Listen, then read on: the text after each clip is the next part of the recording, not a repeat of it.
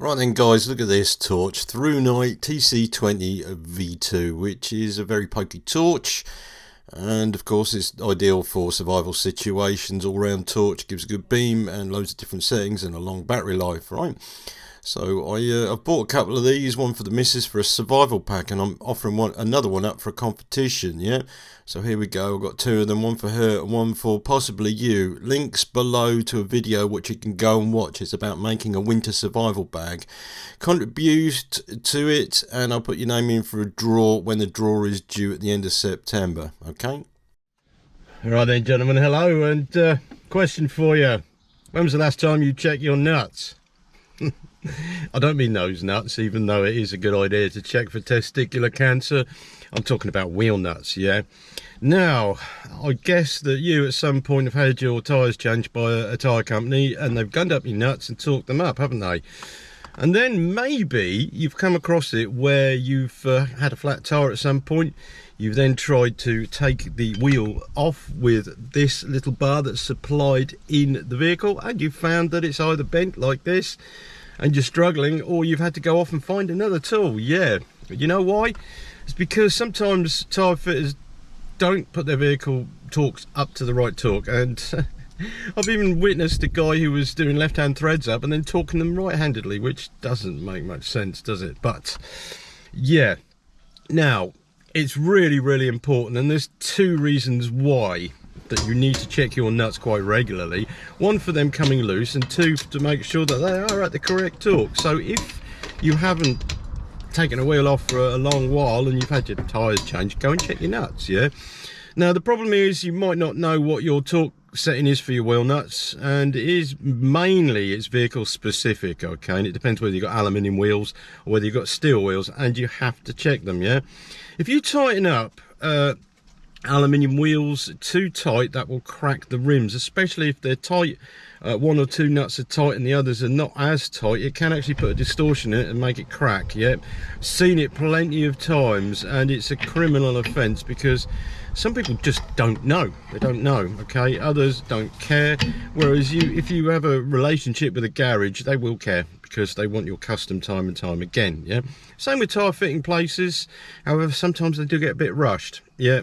But I've seen it plenty of times. Now, the nuts themselves, or the bolt, should I say, I know we call them wheel nuts, or lug nuts as they're called in America, aren't they? But they're actually wheel studs, or bolts, or set screws, if you like, if you want to be technically right about it. They're conical faces on it, which mate to the wheel, okay?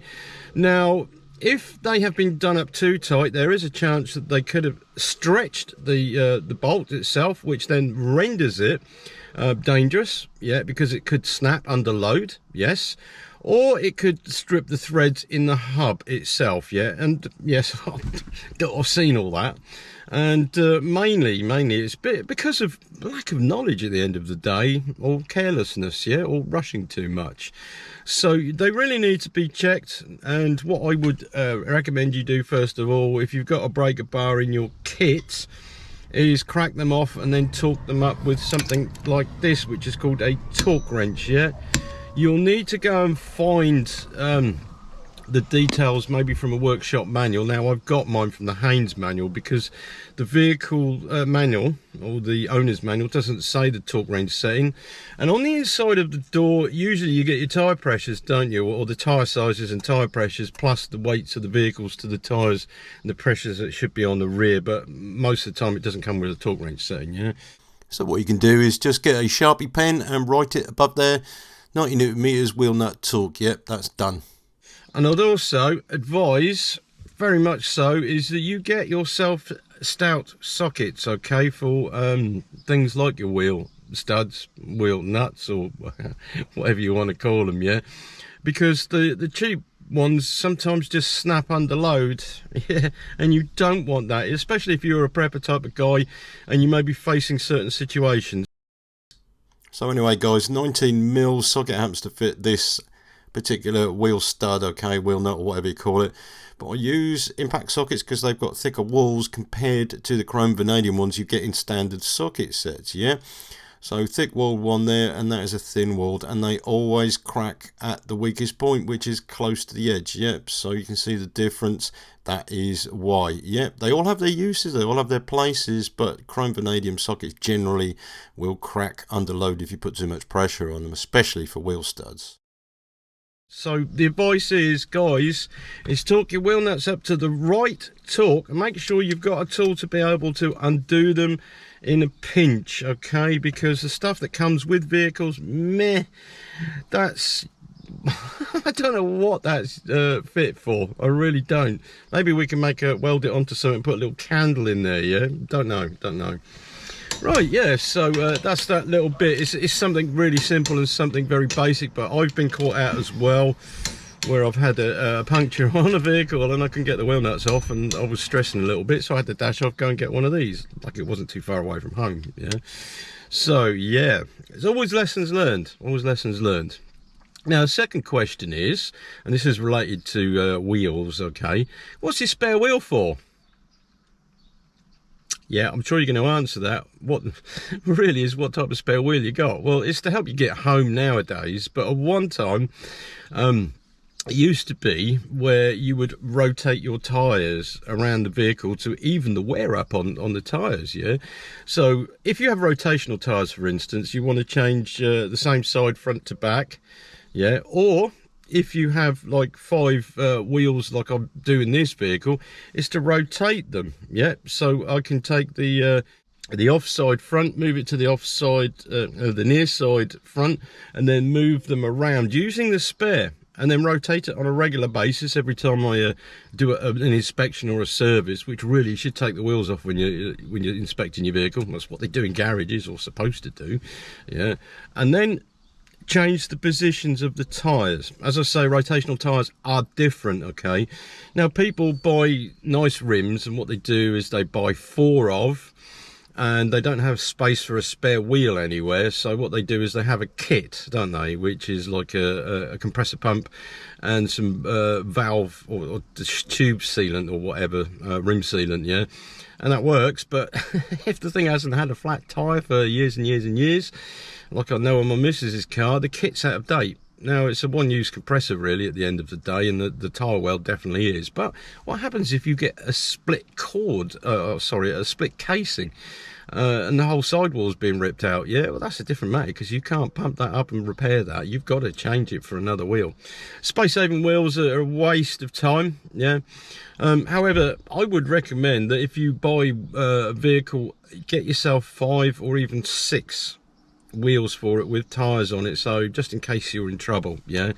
5 minimum, so you can rotate them. You always got a spare that you can quickly throw on and get moving again, okay?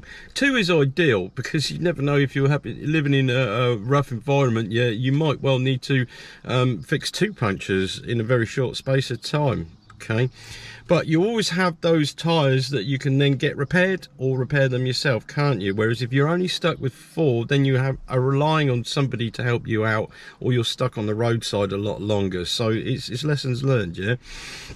So in retrospect, or what I've just said, okay, or in conclusion, just to repeat myself, is that the spare wheel is not only there to get you out of trouble, it's also to help you to rotate the tyres around the vehicle to even up the wear on the tyres, so you get more life out of your tyres, yeah? And I need to reiterate this maybe a little bit more. If you look at this spare wheel here, this was a front tyre at one time. It's worn on one edge because it's the tracking's out on the vehicle, okay, so it's towing in, yeah, wearing on the edge. Now, if your tracking's out on your vehicle for any period of time, or the tracking's out on the back of your vehicle as well, and they tow in or tow out, it wears the edge up, therefore it will reduce the life of that tyre, yeah? And you'll probably notice as well, actually, and I did talk about this in the last video, the cracking here is from the rubber shrinkage, okay, from attack from ultraviolet light. It's been in the dark for a long time, it's been put on the vehicle and used, and of course the compounds haven't worked, therefore the UV has damaged the rubber. That tyre now is fucked. That's US, that's unserviceable, okay? So what you need to do if you get in that situation is change the tyres. Yeah, it's also damaged as well, and it's got cuts on it which are not allowed on tyres anymore. Yeah, but when you're rotating your tyres, you take them off, you can actually check them, yeah, on a regular basis, say once every 2 months, yeah, or every 3-6 weeks. I don't know, it's up to you how you want to set your service intervals, but it makes a hell of a difference, because you can actually, as you take them off, you can inspect the whole of the wheel in one go, not just the tyre, the condition of the wheel on the inside as well, yeah, because you don't know if you've hit a rut, the rim might be dented, yeah, which might put it out of balance and you'll get a wobble, yeah.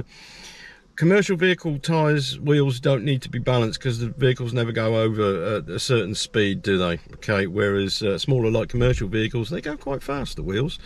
And of course, the faster the wheel, the more vibration you can get. That's why you need it balanced, yeah. So anyway, yeah, I could talk for hours about tyres, wheels and everything else, but we have to do this step by step by step. But just there's 2 things, yeah.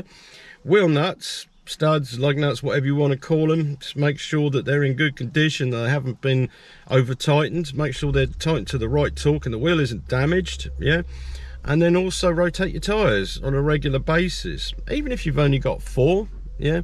Swap them fronts to backs, because fronts will wear quicker than the backs will on a front wheel drive, obviously, because it scrabbles sometimes, doesn't it? Yeah. So just a few points to remember there, yeah, okay. So anyway, that's a little bit of information for you. I hope you enjoyed the video. You can make comments if you like, if you do this sort of thing already, or if you found it interesting, yeah. It's just one of those things that I've learned to do throughout my life, and because I'm an old boy, I've seen things change. Usually what happens nowadays is wheels are kept on the same position, yeah, which of course then is good for the tyre companies. It's not good for your pocket, is it? Yeah.